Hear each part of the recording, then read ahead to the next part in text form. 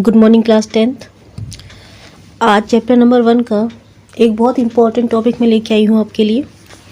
ये है आपका exothermic and endothermic reaction, English में, हिंदी में ऊष्माक्षेपी एंड ऊष्माशोषी अभिक्रियाएं।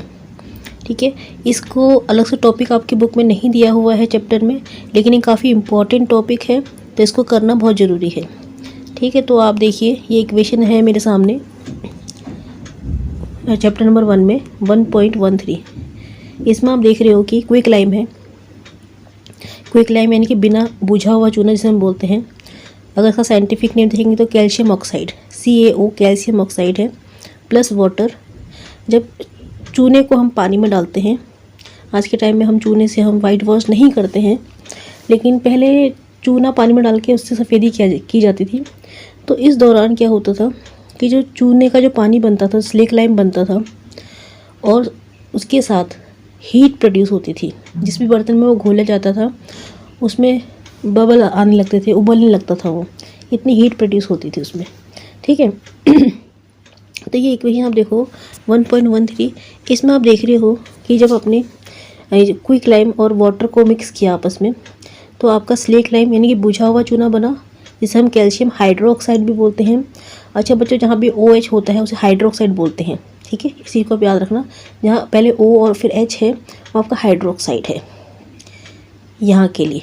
ठीक है, और आगे हम चैप्टर 4 में पढ़ेंगे तो वहाँ पे कुछ और है, लेकिन अभी आप उसको इस हाइड्रोक्साइड के नाम से ही आप इसको जानेंगे। ठीक है, तो स्लेक लाइम आपका बना प्लस हीट बनी। हीट मतलब हीट प्रोड्यूस हुई, मतलब कि हीट बनी। तो ऐसी रिएक्शन बच्चों जिसमें हीट प्रोड्यूस होती है उसको हम एक्जोथर्मिक रिएक्शन बोलते हैं। एक्जो मतलब हीट बाहर निकलना, और एक हिंदी में बोलते हैं ऊष्माक्षेपी अभिक्रियाएं।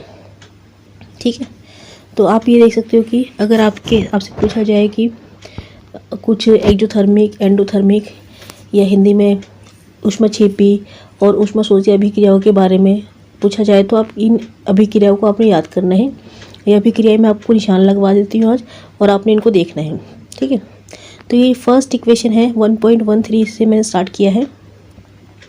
तो इसमें आप देख रहे हो कि जो प्रोडक्ट है, आपको पता है ना, जो तीर का निशान दिख रहा है आपको, मैं आपको दिखाती हूँ, एक मिनट को।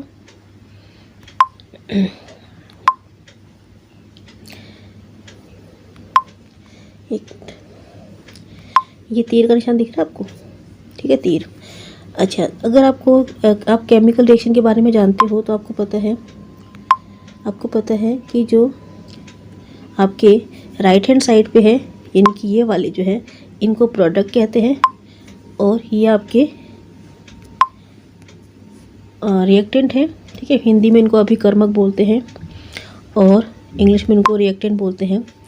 और जो नया प्रोडक्ट बनता है, ठीक है, इसकी भी मैं आपको, जो मेरी PDF है या इसके लिए भी मैं आपका एक वीडियो बनाऊंगी। केमिकल रिएक्शन क्या है, इक्वेशन क्या है, उनके बारे में एक वीडियो बनाऊंगी और उसका PDF मैं आपको भेजूंगी, तो आपको पता चल जाएगा। ठीक है, जो कि मेन टॉपिक है, स्टार्टिंग का टॉपिक है। तो इसमें आप देख सकते हो कि स्लेक लाइम और प्लस हीट जो है वो प्रोडक्ट है, यानी कि उत्पाद है जो बने हैं। जो नई चीज़ बनती है उसको उत्पाद कहते हैं हिंदी में, इंग्लिश में प्रोडक्ट कहते हैं। अगर प्रोडक्ट में आपकी हीट बन रही है, यानी कि ऊष्मा बन रही है, गर्मी बन रही है, हीट निकल रही है, तो आप बोलोगे ये ऊष्माक्षेपी अभिक्रिया है हिंदी में। इंग्लिश में बोलोगे ये एक्जोथर्मिक रिएक्शन है। ठीक है, अगर आप हीट दे रहे हो, जैसे कि मान लो हम खाना बनाते हैं, तो खाना बनाने के लिए हम हीट देते हैं। जो भी हम वेजिटेबल्स हम पका रहे हैं, रोटी पका रहे हैं, तो उसके लिए हम हीट देते हैं, तो वो ऊष्माशोषी मतलब सोखती है ऊष्मा। तो कुछ रिएक्शन ऐसी होती है जिनको कराने के लिए हमें ऊष्मा देनी पड़ती है, उसको हम ऊष्माशोषी अभिक्रिया कहते हैं, हिंदी में एंडोथर्मिक रिएक्शन बोलते हैं। जैसे मान लो मैं कह रही हूँ मुझे पानी उबालना है, तो पानी उबालने के लिए मुझे उसको गैस के ऊपर रखना पड़ेगा। ठीक है, गैस जलानी पड़ेगी, हीट देनी पड़ेगी, तो वो आपकी एंडोथर्मिक रिएक्शन में आ जाएगा बच्चों। वो आपकी हिंदी में ऊष्माशोषी अभिक्रिया कहलाएगी। ठीक है, और लेकिन जिन अभिक्रियाओं में आपका हीट निकलता है, हीट प्रोड्यूस होता है, ऊष्मा बनती है, उसको हम एक्जोथर्मिक रिएक्शन बोलते हैं इंग्लिश में, हिंदी में ऊष्माक्षेपी अभिक्रियाएं कहते हैं।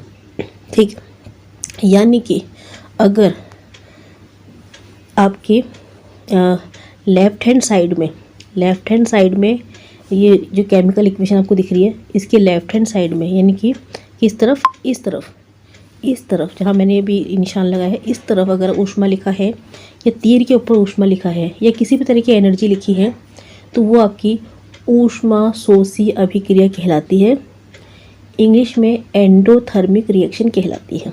ठीक है, अगर आपकी किसी भी तरह की एनर्जी बन रही है, इसमें हम खाली ऊष्मा की बात नहीं करते, किसी भी तरह की एनर्जी जो है वो बनती है, अगर बन रही है और वो आपकी इस तरफ लिखी है, प्रोडक्ट की तरफ, जहाँ पे स्लेक लाइम और हीट लिखा है इस तरफ लिखी है, तो ऐसी अभिक्रिया को हम एक्जोथर्मिक रिएक्शन या ऊष्माक्षेपी अभिक्रियाएं कहते हैं। थोड़ा कन्फ्यूजिंग है तो इसलिए मैं इसका आपको PDF भेजूंगी और इसमें भी मैं आपको लिख के भेज रही हूँ ताकि आपको कोई प्रॉब्लम ना हो। ठीक है, ओके, इसको अनडू कर देते हैं। ओके, अब नेक्स्ट हम देखते हैं और हमारे पास कौन सी अभिक्रियाएं हैं। अभी आप आ जाओ। ये आपकी इक्वेशन है 1.15, बर्निंग ऑफ कोल C+O2। ठीक है, इक्वेशन नंबर बता देती हूँ। इक्वेशन 1.15 है, बर्निंग ऑफ कोल यानी कि कोयले का जलना, लकड़ी का जलना, इसे लकड़ी का जलना भी बोल सकते हैं कि कार्बन मतलब लकड़ी भी होता है। ठीक है, तो C+O2 आपको दिख रही है इक्वेशन। ठीक है, इसमें जो अभिकारक या अभिकर्मक या आपका रिएक्टेंट है वो कार्बन और ऑक्सीजन है। ठीक है, जब हम कार्बन को जलाते हैं ऑक्सीजन की उपस्थिति में तो आपको पता है CO2 गैस बनती है। ठीक है, CO2 बनी, यहाँ पे प्लस ये हीट नहीं इन्होंने लिखा नहीं है, लेकिन आपको पता है जब लकड़ी जलती है तो हीट बनती है। ठीक है, लकड़ी जला के हम आग तापते हैं ना, तो ये भी आपकी एक्जोथर्मिक रिएक्शन है, यानी कि हिंदी में ऊष्माक्षेपी अभिक्रिया है। ठीक है, तो ये आपकी, इसको लिख देते हैं यहाँ पे। ठीक है, तो ये रिएक्शन आपकी बर्निंग ऑफ कोल जो आपकी एक्जोथर्मिक या ऊष्माक्षेपी अभिक्रिया है, क्योंकि जब लकड़ी को जलाते हैं, कोयले को जलाते हैं तो हीट प्रोड्यूस होती है। ठीक है, क्लियर है। अच्छा, उसके बाद आप नेक्स्ट इक्वेशन देखते हैं हम कौन सी है हमारी। ये आपका बच्चों देखो, बर्निंग ऑफ नेचुरल गैस। ठीक है, ये इक्वेशन नंबर बता देती हूँ आपको मैं। इक्वेशन नंबर है 1.17। नेचुरल गैस यानी कि मीथेन, आपको पता होगा मीथेन होता है, CH4 मीथेन होता है। ठीक है, मीथेन को जब जलाते हैं, जब भी जलने की इक्वेशन आती है बच्चों तो +O2 लिखा जाता है, क्योंकि जब भी कोई चीज़ जलती है वो ऑक्सीजन की उपस्थिति में ही जलती है। ठीक है, +O2 लिखा जाता है। तो जब मीथेन को जलाएंगे तो आप देख रहे हो कार्बन डाइऑक्साइड बन रहा है, कार्बन डाइऑक्साइड बन रहा है, वाटर बन रहा है, यानी कि वाटर वेपर बनते हैं, प्लस हीट बनता है। ठीक है, जैसे हमारे घरों में LPG होती है, सिलेंडर में LPG होती है, जब हम उसको जलाते हैं, लाइटर दिखाते हैं, उसको जलाते हैं तो भी आपका हीट बनता है, तो भी आपकी ऊष्माक्षेपी अभिक्रिया यानी कि एक्जोथर्मिक रिएक्शन है। एक्जो मतलब बाहर निकलना, हीट बाहर निकलना। ठीक है, एक्जोथर्मिक रिएक्शन है। ठीक है, तो ये वाली इक्वेशन भी आपने टिक कर लो इसको। आप इक्वेशन 1.17 ये आपकी बर्निंग ऑफ नेचुरल गैस है, यानी कि मीथेन का जलना, इसे मीथेन का जलना ही बोल सकते हैं। मीथेन है आपका, CH4 मीथेन है। ठीक है, अच्छा, उसके बाद एक वेरी इंपॉर्टेंट है कि इसी के नीचे लिखा है, देखो, do you know that respiration is an exothermic process. ठीक है, मैं आपको निशान लगा के दिखाती हूँ। ये देखो, सेकंड पॉइंट लिखा है इक्वेशन 1.17 के नीचे लिखा है, क्या जो रेस्पिरेशन है क्या वो आपका एक्जोथर्मिक रिएक्शन है। 1.17 के नीचे देखो, do you know that respiration is an exothermic process, और ये काफ़ी इंपॉर्टेंट है, ये एग्जाम में आता है। तो सबसे पहले हम रेस्पिरेशन समझेंगे कि रेस्पिरेशन होता क्या है। रेस्पिरेशन की इक्वेशन देखो यहाँ दे रखी है बच्चों, आपको ये इक्वेशन दिख रही है आपको 1.18, ये आपकी रेस्पिरेशन की इक्वेशन है। हिंदी में इसको श्वसन कहते हैं। आप बोलोगे श्वसन का मतलब सांस लेना होता है, नहीं, ब्रीदिंग होती है। सांस लेना सांस छोड़ना वो ब्रीदिंग होती है। रेस्पिरेशन वो अलग चीज़ है। ठीक है, उसको हम आज डिस्कस करेंगे, और वो एक एक्जोथर्मिक रिएक्शन है, यानी कि आपका वो एक ऊष्माक्षेपी अभिक्रिया है।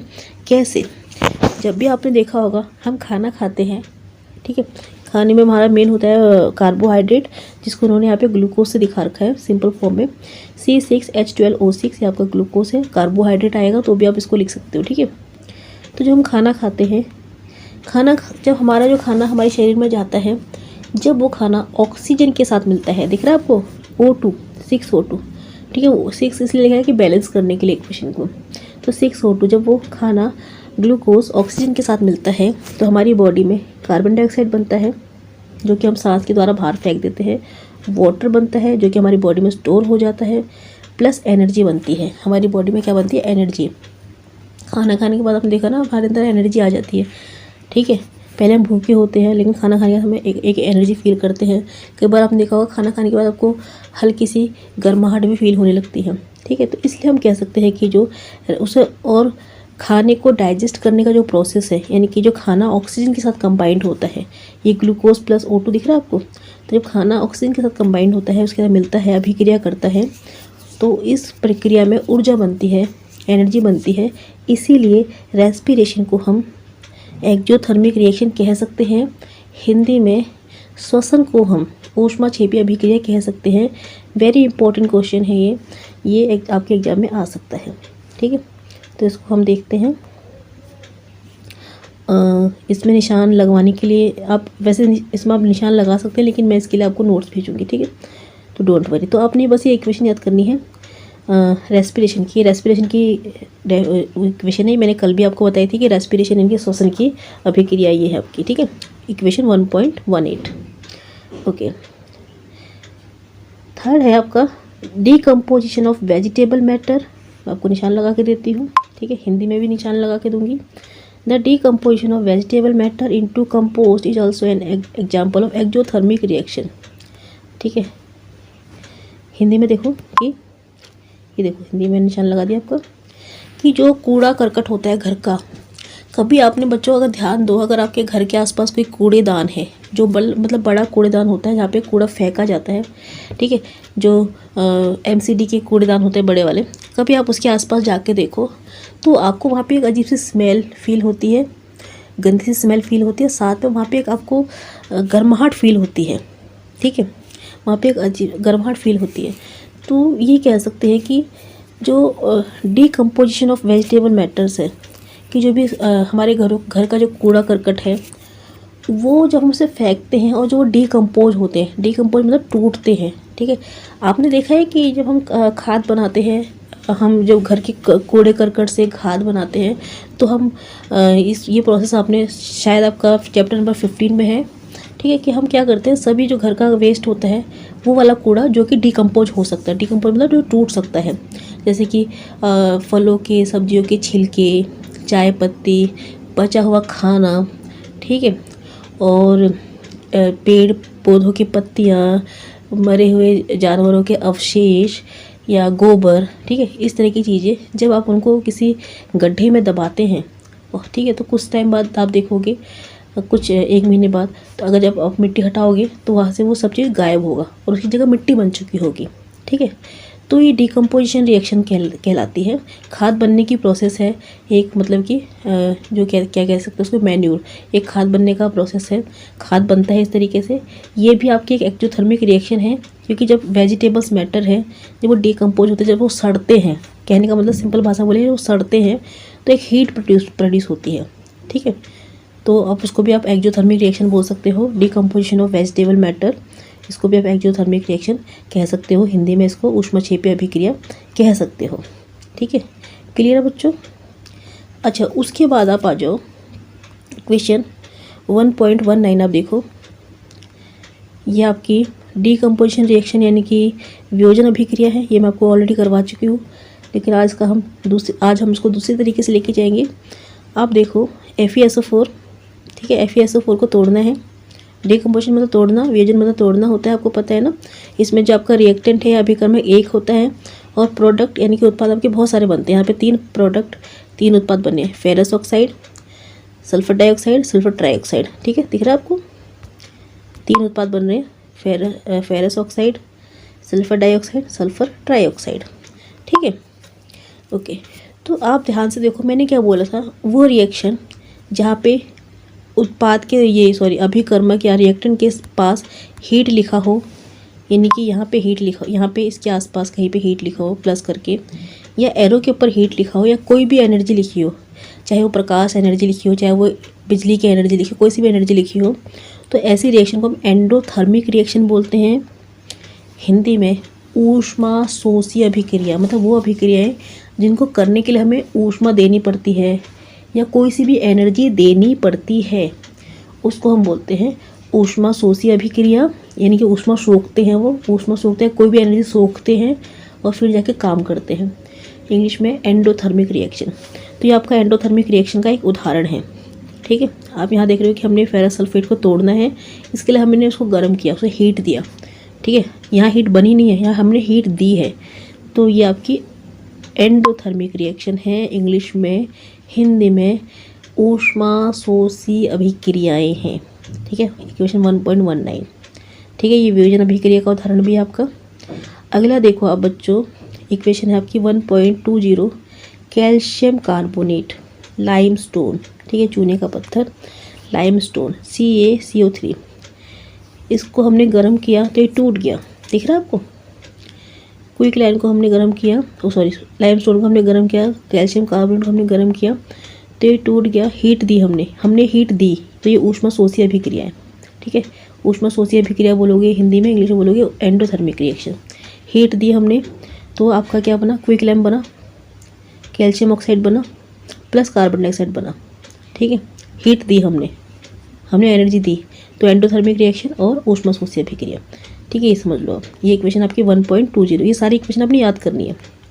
नेक्स्ट आप आ जाओ, ये इक्वेशन आपकी 1.20, ये 1.21 देखो। ये सारी इक्वेशन आपकी जो मैं अभी करवा रही हूँ, जो मैंने स्टार्ट की है, सारी डीकम्पोजिशन रिएक्शन यानी कि वियोजन अभिक्रियाएं हैं। ये आप देखो, लेड नाइट्रेट है, इसको भी हमने गर्म किया तो ये टूट गया लेड ऑक्साइड में, नाइट्रोजन डाइऑक्साइड में और ऑक्सीजन में। ठीक है, तो यहाँ भी आप देख रहे हो हीट हमने दी है, तो ये भी आपका एंडोथर्मिक रिएक्शन या इंग्लिश में बोलो तो, हिंदी में बोलो तो ऊष्मा शोषी अभिक्रिया है। ठीक है, इक्वेशन 1.21 ये भी आपने याद करनी है। नेक्स्ट आप आ जाओ, इक्वेशन 1.22 यानी कि 1.22। इसमें आप देख रहे हो सिल्वर क्लोराइड को हमने क्या किया? सनलाइट दी, मतलब एनर्जी दी। ठीक है, प्रकाश की एनर्जी, रोशनी की एनर्जी, तो सनलाइट की प्रेजेंस में टूट गया सिल्वर और क्लोरीन में। तो ये भी आपकी एंडोथर्मिक रिएक्शन कहलाएगी और हिंदी में ऊष्मा शोषी अभिक्रिया कहलाएगी। ठीक है, इक्वेशन 1.22। इक्वेशन 1.13 देखो, 23 देखो, इक्वेशन 1.23 देखो, सिल्वर ब्रोमाइड है, इसमें भी हमने सनलाइट दिया। दिख रहा है आपको? सनलाइट दिया, एरो के ऊपर सनलाइट लिखा है, यानी कि प्रकाश, सूर्य का प्रकाश लिखा हुआ है, तो सूर्य के प्रकाश से ये टूट गया सिल्वर और ब्रोमीन में। ठीक है, क्लियर है? ओके, तो कहने का मतलब बच्चों, सिंपल सी बात ये कहना चाहते हैं कि जो भी आपकी डीकम्पोजिशन रिएक्शन है या हिंदी में वियोजन अभिक्रियाएं या अपघटन अभिक्रियाएं हैं, वो आपकी ऊष्मा शोषी अभिक्रियाएं होती हैं, एंडोथर्मिक रिएक्शन होती हैं, क्योंकि उसके लिए, उन अभिक्रियाओं को करने के लिए, उन रिएक्शन को करवाने के लिए हमें एनर्जी देनी पड़ती है। ठीक है, खाना बनाना एंडोथर्मिक रिएक्शन है, पानी गर्म करना एंडोथर्मिक रिएक्शन है। ठीक है, यानी कि ऊष्मा शोषी अभिक्रिया है। ठीक है, तो इसको मैं आप इसको तो मैं आपको निशान लगवा रही हूँ, वैसे मैं आपको नोट भेजूंगी, लेकिन आप देख लो इसको। ये देखो,